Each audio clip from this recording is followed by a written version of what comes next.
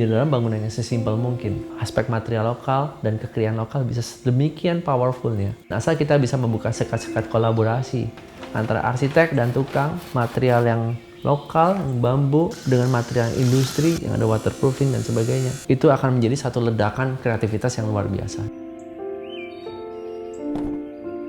Indonesia ini patut juga diakuin dunia gara-gara keahliannya, bukan cuma gara-gara sumber daya materialnya yang begitu banyak.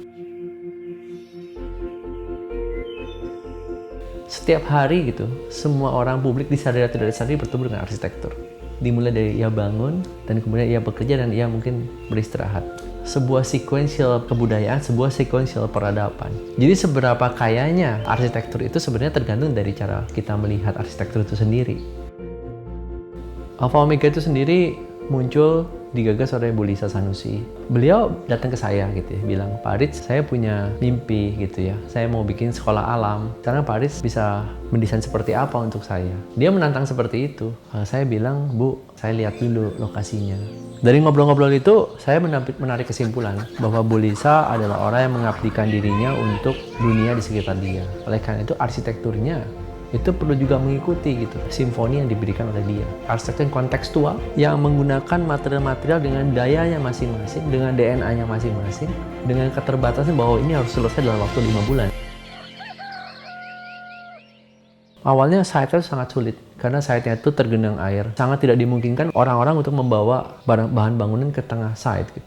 Jadi bagaimana bisa dikonstruksi kalau bahan bangunannya begitu sulit? Apa ya yang bisa menjadi jalan keluar? Padahal ini satu hal yang ada di depan mata, bahwa kita perlu membuat sebuah jembatan.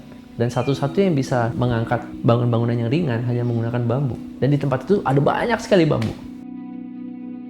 Struktur bangunan ini salah satunya kami ambil dari bentuk sekolah alam. Kami mau berkata bahwa setiap anak, setiap hidup kita itu adalah terbuka.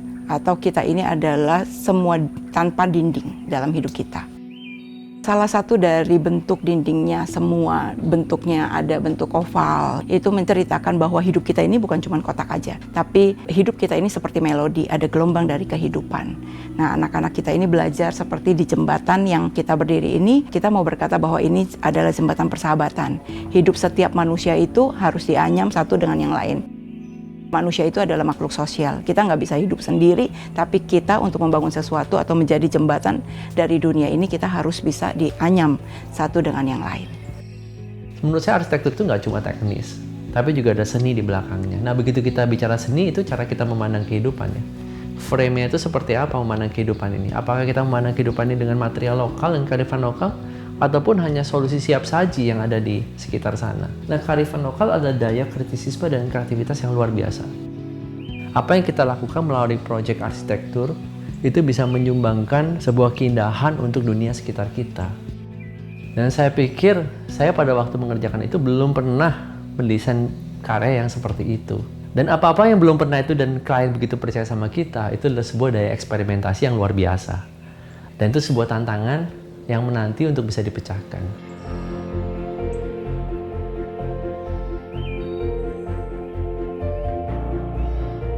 Dan untuk itu saya sangat bersyukur sekali bisa ada proyek-proyek seperti Alfa Omega ya, yang mewakili sebagian kecil dari orang-orang yang bisa membuka, klien-klien yang bisa membuka gerbang kreativitas dari arsitek.